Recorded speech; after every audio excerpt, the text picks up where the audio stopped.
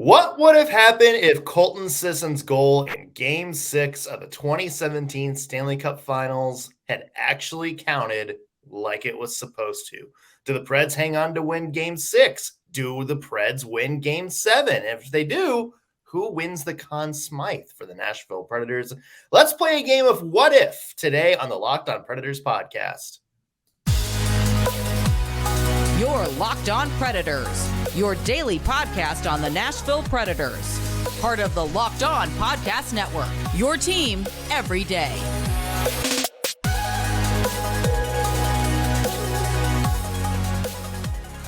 Thank you for making Locked On Predators your first listen of the day every single day. We're your free Nashville Predators podcast, part of the Locked On Podcast Network, your team every day. As always, a special welcome to our loyal Locked On Pred heads, the everydayers who tune in to us every single day. We appreciate your support as always. I'm Nick Morgan. I am a writer at Penalty Box Radio, and I have a partner in crime. You do. I'm Ann Kimmel. I'm a writer at InsideThePreds.com. Well, yesterday was a happy anniversary. I wouldn't use the word happy. An anniversary? A day of memorial? Like what? I don't know. How do you phrase that day? It's not a holiday. It's not a holiday. Definitely not a holiday. A day that will live in infamy. There it is. Yesterday was the 6-year anniversary of the Preds' 2-0 loss to the Pittsburgh Penguins in Game 6 of the Stanley Cup Finals, aka when the Penguins clinched the cup and skated around Bridgestone Arena with the cup in tow. That also meant it is the 6-year anniversary of maybe the most controversial play in the history of the Nashville Predators. You know exactly where I'm going with this, folks. Hashtag Sissons Scored. He did. He did. Well, okay, let's see. He obviously did. Yeah. He so did, but it didn't count. Yeah. Like bad call. There are always bad calls in games. There are very few bad calls that maybe change history. Yes. Change the trajectory of the Stanley Cup history. Yeah, no, this is definitely one of them. I was telling Nick before we recorded, I went back through and rewatched a lot of the 2017 Cup run. And it was so bittersweet because we know how it ends. We know how it ends, friends. We've lived with the agony for 6 years now. But my gosh, so close, y'all, so close. And just that whistle, it's like nails on a chalkboard. Yeah. It's like Dallas Stars fans yelling stars at the national anthem in Bridgestone Arena. It's just agonizing noise. Or chanting their team name during the goal song. Come on. I don't know how Dallas isn't better than that, but that's a podcast for another day. Give them credit for going with Pantera. Give them kudos for not having Phil from Pantera write the lyrics to that, I guess. Yeah. Guess they were fighting at the time. So for those of you who, are newer Preds fans or are listening, a fan of the other team, basically Sissons Scored in the third. What period was that? Oh, let me look. I think it was the third period because it was scoreless. I actually wrote it down. It was scoreless. No, second period. That's right. Second period. It was a scoreless game. It was so tight. Goalies on fire.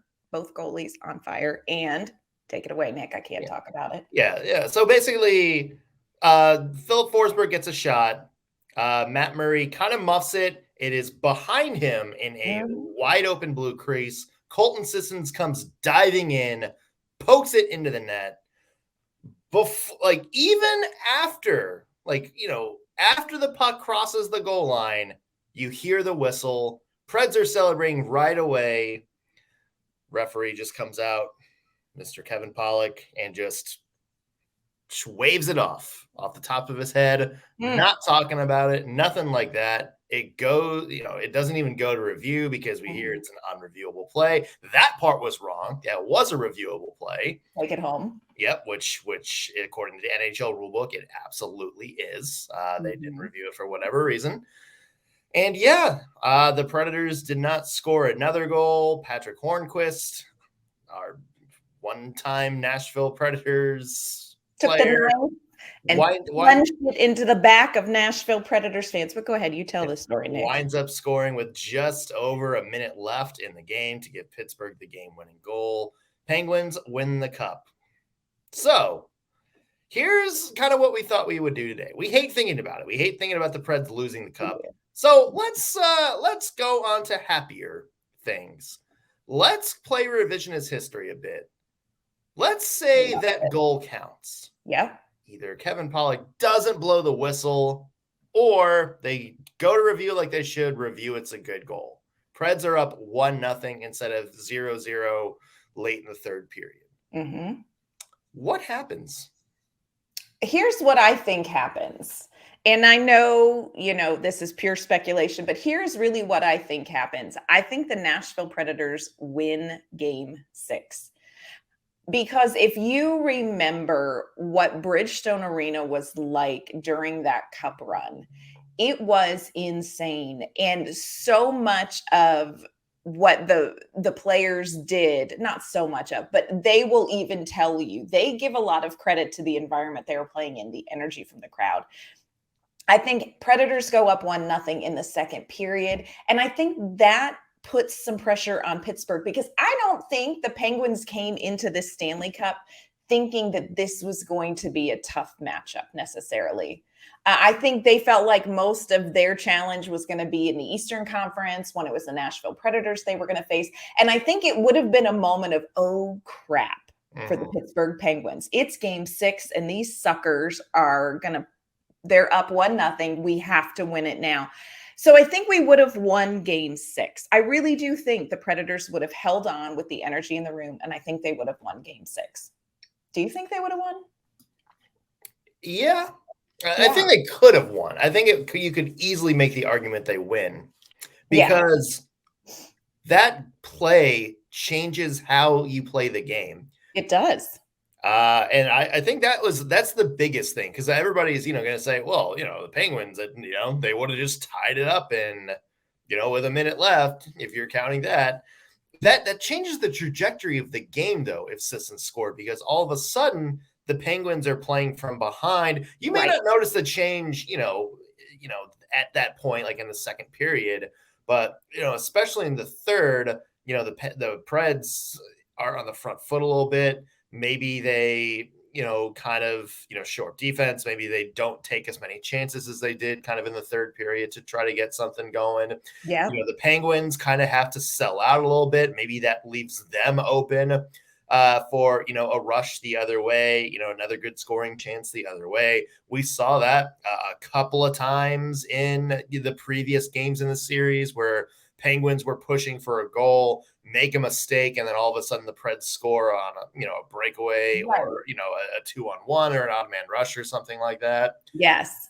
That's the kind of change that you look at and be like, okay, we can debate what the final score would be, or if the Penguins come bouncing back or find a way to tie it up and all this and all that, or maybe it goes to overtime and what happens. But you cannot deny that the whole the complexion of that game completely turns on its head if that goal counts. Yeah. And I think it's really important to where this happened. The fact that it happened in Bridgestone Arena. At this point in the playoffs, the Predators were 8-1 at home. Yeah. This team just is not going to let go of a 1-goal lead at home. I mean, you look at how much they pushed, in this game where, like I said, you had Matt Murray and you had Pekka Rinne, who, both of them had a little bit of in this series leading up to it. But this was a game you had 2 dialed-in goaltenders. Had the Predators had a 1-0 lead at Bridgestone Arena, that could have been the final score of this game, the way the game was going. It was each of their best games by far. By far. Yeah, that's something I think ties in maybe to next. Okay, so you're going to go ahead and say the Preds win game 6? I'm going to say the Predators win game 6. I really do. I think at Bridgestone Arena, second period, up 1 goal. I think in that game with those goaltenders, all you needed was a 1-goal lead to win that game. Yeah. I agree with that. I think the Predators win game 6. I don't know if that's exactly the final score, but Mhm. I do think that changes the Preds enough so that they have the momentum. Yeah. So I'm with you. Okay, so the Predators win game 6 in our mind. Yes. That means there's a game 7 that comes Mhm. afterwards. What happens in that game 7? Do the Predators go to Pittsburgh and win the Stanley Cup? And if they do, who wins the Conn Smythe? And do you think the modern landscape of the Nashville Predators completely changes if the Predators hang on to win that cup? We're going to go down the rabbit hole, the MCU timeline of this That's in right. just a second. But first, I want to take a second and mention today's show is brought to you by Athletic Greens and their great product, which Ann and I use every day, AG1. You're probably like me. You probably want to get a little bit healthier this year, focus not just on weight loss and stuff like that, but you want to be more focused during the day. You want to have better gut health, more energy. That's where Athletic Greens can really come into play here. So Athletic Greens, with one delicious scoop of AG1 in a cup of water, you're absorbing 75 high-quality vitamins, minerals, whole food source superfoods, probiotics, and adaptogens to help you start your day right. It's a special blend of ingredients that supports your gut health, nervous system, immune system, energy, recovery, focus, aging, pretty much everything you need to live a healthy life. It's lifestyle friendly, so it doesn't matter if you're keto, paleo, vegan, dairy free, gluten free. It fits in your routine. 1 gram of sugar, no GMOs, no nasty chemicals or artificial anything, but it still tastes great, and it is cost you less than $3 a day, which is cheaper than your cold brew habit and cheaper than getting all of the different vitamins you need yourself. So right now, time to reclaim your health and arm your immune system with convenient daily nutrition. Again, just 1 scoop of cup in a water every day. That's it. No need for a million different pills and supplements. And to make it easy, Athletic Greens is going to give you a free 1-year supply of immune supporting vitamin D and 5 free travel packs with your first purchase. All you have to do is visit athleticgreens.com/NHL network. Again, athleticgreens.com/NHL network to take ownership over your health and pick up the ultimate daily nutritional insurance. All right, Ann. So you and I agree. If the Yes. Colton Sissons goal counts, the Preds hang on to win game 6 of the 2017 Stanley Cup Final. Let's talk about what would have happened next, which would have been the game 7 up in Pittsburgh. Yeah. What's your confidence level the Predators actually win this one? You know what? It's not great. I'm just going to be real with you. It's not great. Pekka Rinne in Pittsburgh, there was a voodoo. Like somebody had a Rinne voodoo doll in Pittsburgh that used it on him that entire season because he struggled to get a win in Pittsburgh in the regular season and through this series.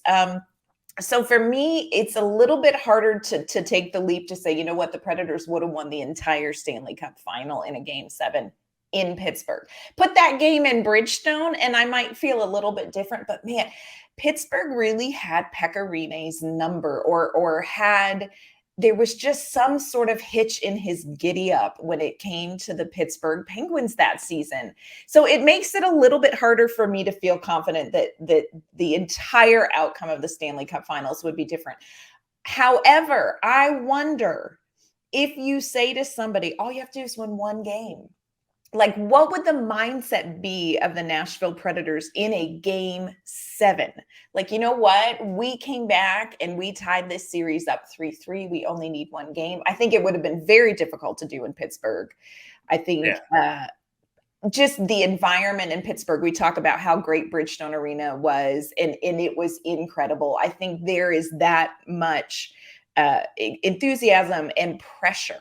I think there's pressure in Pittsburgh. You're the repeating Stanley Cup champions. You are not going to allow a team to come onto your home ice and win the Stanley Cup because that would suck. Ask us how we know. Yeah. Yeah. Exactly. And keep in mind that the Penguins already won a crucial game 7 at home in overtime the series before. Yeah. So they had that going for them. The biggest X factor in that game to me, Ann, would have been, well, let's just say this. In the Predators' losses in game 1, 2, and 5, what was maybe the biggest reason the Predators absolutely collapsed in that game? I don't think Rinne had good games. It was Pekka Rinne did not. And have it a good hurts to say that out loud, y'all. Great games in 3, 4, and also in game 6. But those 3 games in Pittsburgh was a kind of a shell of the goaltender we had kind of grew to become. That's the biggest X factor. Mm-hmm. Does Pekka Rinne go to Pittsburgh and have his best game of the series? Right. If you do that, then I think maybe you can make the case that the Predators find a way to steal that one. But that's kind of the biggest what if is does Pekka Rinne rebound? It's weird, Anne, because historically in like final games, like win, like lose and you're out those games. Yeah. You go back in history and that Pekka Rinne is not exactly great. Like his record in those games isn't great. I mean, remember the season before the game 7 at San Jose? He got absolutely shellacked in that one. Yeah. I don't know what that is. And it's so frustrating to me because, of course, there is this long-standing, like, Nashville Predators fans are like, Pekka Rinne is a Hall of Famer. He's a Hall of Famer. He's a Hall of Famer. The argument is, no, he's not. He didn't win a Stanley Cup. Even if the just go with me for a minute. Like, let's say the Predators won the Stanley Cup in 7 games in Pittsburgh, which I think they wouldn't have done. But if that happened, do you think that history would be different to Pekka Rinne, even though he had those game 1, game 2, game 5 performances that were a little bit rough? Like, how would it really change history about Pekka Rinne? I wonder. If he had like a clutch, last end of the game, absolutely. A game 7, you think? Yeah, like if he has a clutch game 7. I don't know about the Stanley Cup argument or the Hall of Fame argument because I think goaltending in the Hall of Fame is so weird. It's wizardry. Like, it really is so weird. Like some of the statistical best goalies aren't in there. And then you have guys that are just, had reputations as good goalies that, are in there. And, it's kind of a crapshoot. And I think it's like if you don't break into the top 20 in the NHL in like wins or shutouts or something like that, it's very, very hard to try to make that. And I can't, I mean, like I think the last time we looked, there's like, 6 or 7 goaltenders ahead of Rinne, like in the wins list that are in it. So I don't know. But you always hear that, he didn't have a Stanley Cup. And I'm like, even if he got a Stanley Cup, would his performance in 2017 have done enough? Because like you said, there were games and look, y'all love Pekka Rinne, but there were games where he really, Saros, he got pulled in 2 of them. Yeah. So I don't know. I wonder about that. The many what ifs. It hurts. All of them excruciating. Yeah. Okay. So the Nashville Predators, let's just be optimistic. Let's be optimists. We are optimists. Let's say the Predators win game 7. Okay. Who do you think wins the Conn Smythe that year? And how do you think the franchise changes with that? Let's talk about that in a second. Yep, we're going to dive into that. It's going to be an interesting discussion. I've got some questions for you on that, Nick. Before we do that, though, I want to talk to you about our great friends at eBay Motors. We're talking about a Stanley Cup winning imaginary Nashville Predators team. Well, for a championship team, look, it is all about making sure that every player is a perfect fit. And it is the same when it comes to your vehicle. Every part needs to fit just right. So the next time you need parts and accessories, you need to head to eBay Motors. With eBay Guaranteed Fit, you can be sure every part you need fits right the first time around. Just add your ride to the My Garage section and look for the green check to know the part will fit, or you get your money back. Because just like in sports, confidence is the name of the game when you shop on eBay Motors. And with over 122 million parts to choose from, you'll be back in the game in no time. After all, it's easy to bring home a win when the right parts are guaranteed. So get the right parts, get the right fit, and the right prices on ebaymotors.com. Let's ride. eBay guaranteed fit, only available to U.S. customers, eligible items only, exclusions apply. All right, Ann, let's pretend the Nashville Predators, they find a way to win Game 7 in Pittsburgh. They lift the Stanley Cup. First, let's talk about, who do you think wins the Conn Smythe? Okay, I spent so much time trying to answer this question, Nick. It was a weird year for the Nashville Predators. It was a weird year for the Nashville Predators. And there's a part of me that, wants to be like, well, Pekka Rinne helped to get them there. But then you look at Pekka Rinne in the Stanley Cup Finals and you're like, yeah. I'll be honest with you. I've got nothing. I will say for Pekka Rinne is that he also kind of was the biggest reason the Predators got to the Stanley Cup Finals. Yeah. I would agree with that. Like he did carry games that they needed. Yeah, great stats, like 930 save percentage, 196 goals against average, 2 shutouts in the postseason. So, like, if he hangs on to win Game 6 and then has a dominant performance in Game 7, I would say that's your justification for Pekka Rinne being the Conn Smythe winner. Mm-hmm. And it's funny because Ryan Johansson doesn't get injured in that Ducks series. It's probably Ryan Johansson because the man was everywhere. Yes, up in the 3 rounds. Before, like, easily like kind of their most valuable player. Before he got hurt. Right. Anybody else? Do you think, like, any skater? You know what? I really struggled to come up with anybody because this team, when you look at the team that left the ice after Game 6, or in our imaginations was on the ice for Game 7, it looked different than the team that had gone through the regular season. I mean, you think of how many people went down. I mean, there were guys like not Vernon Finder. Who was it? The one that came in and he didn't even have a locker. They literally had to stick a folding chair up in the locker room for him because they're like, look, we don't have space for you. We don't have anything with your name on it. Like in the playoffs? In the playoffs. Was that Fiddler? Was it Fiddler?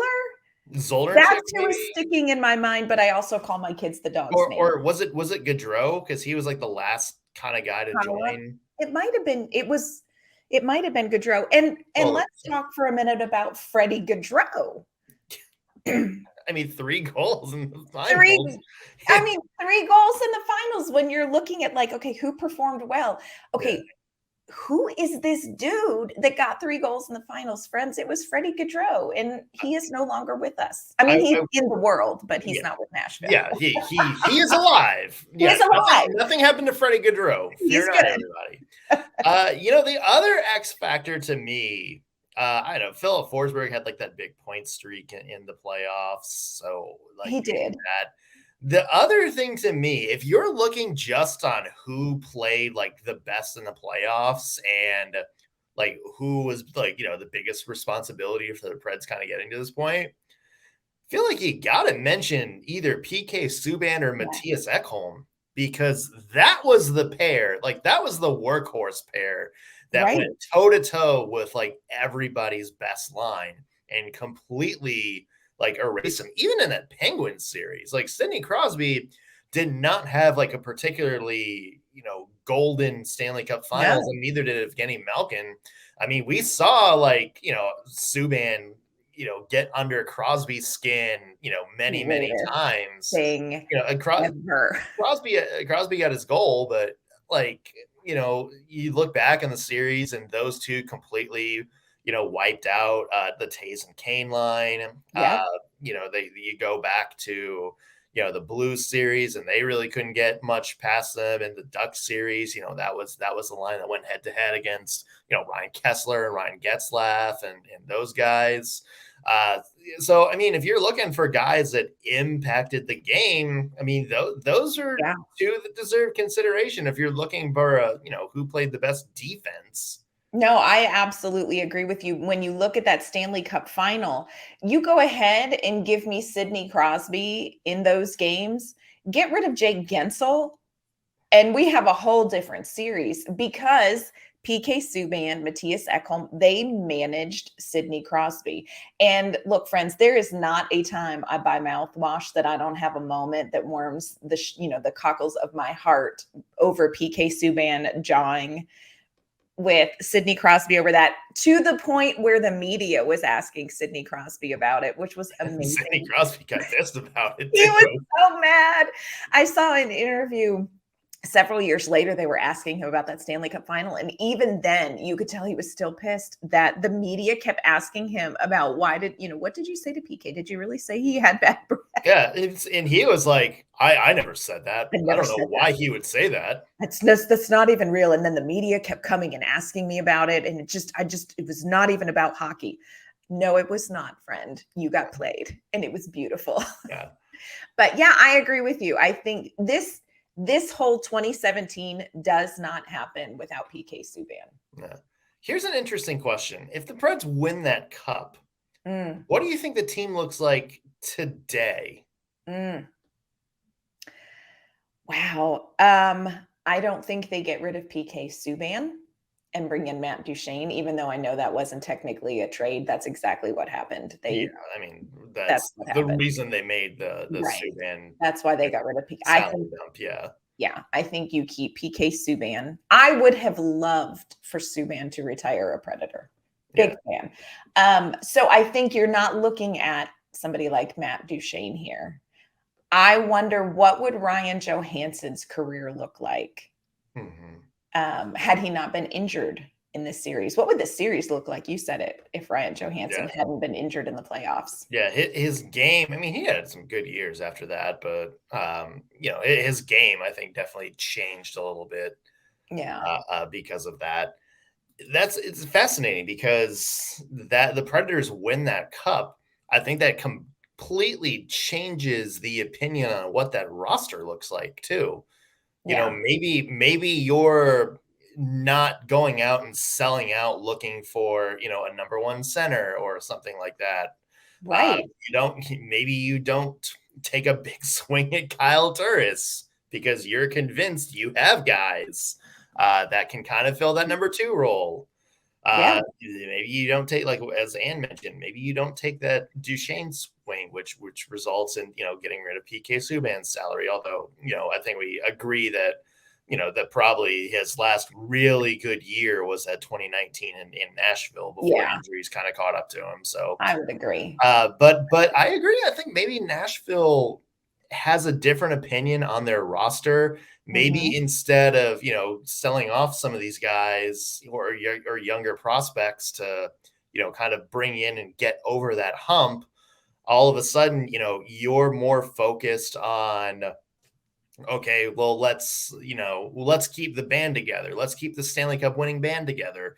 And then maybe you grow some of these guys. Maybe Sammy Girard is number one on your blue line right now next to Roman Josi. Maybe Kevin Fiala is scoring 90 points for Peter Laviolette. Like maybe there's more patience with developing Fiala. It's wild to think about it.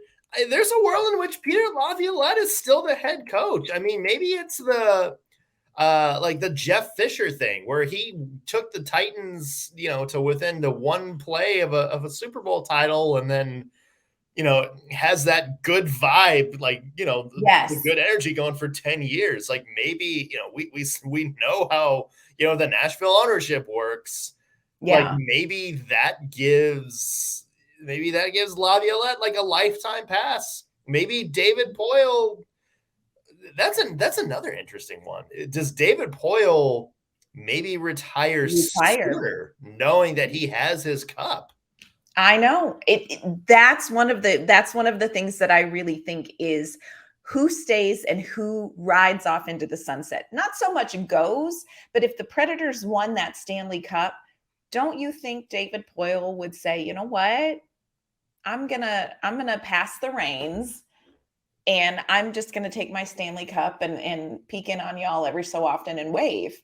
I really wonder about that. I think David Poile, and rightly so, wants a Stanley Cup. He wanted a Stanley Cup and got so close. I think had he gotten it, I think it would have changed the trajectory of the last little bit of his career. I think it would have changed how people in Nashville probably felt about David Poile. Mm-hmm. I think he had some rough years. And I think had they won in 2017, even if they had the President's Trophy in 2018 and not made it back, I think there would have been more grace to keep the band together. Yeah. Like so much would be different. I agree with you. Peter Laviolette's leash, much longer. Oh, well, but it's a new era, y'all. Welcome Andrew Brunette and Barry Trotz. Number one, welcome Andrew Brunette. Number two, damn it, Kevin Pollak. You really created a alternate universe here. Curse you. Yeah, that call is like Loki with the Space Stone. Yeah, or the Tesseract where he just yes away. Whatever that was. Does it keep him up at night like it keeps us? These are the things I wonder. No, he sleeps fine. He sleeps fine. He doesn't care. He got his paycheck. What is Tim Peel? Tim Peel sleeps fine at night. Tim Peel would have lost sleep had the Preds won. Yes, perhaps. And then like, this can't stand. It's so painful, y'all, but officiating, it's great. Let us know what you guys think might have happened if that Sissons goal have scored. Would the Preds have gone on to, Game 7, maybe a Stanley Cup? Do you think it wouldn't matter? Do you think Pittsburgh would have rebounded back and won that Game 6? Let us know. We would love to hear your thoughts on it. Tweet us at LO_Predators or leave a comment on our YouTube channel. And where can people find your work? You can find my work online at InsideThePreds.com. You can find me at Twitter at AnnK_Mama on Ice. You can follow me at _NS Morgan on Twitter. Follow my work at Penalty Bucks. I almost said InsideThePreds.com. That's yours. I would love to have you write some stuff for me if you want to. Yeah, you can find me at penaltyboxradio.com. That's who writes my paychecks nowadays. Thank you, everybody, for making us your first listen of the day. We will be back tomorrow with an all-new episode. We'll see you then.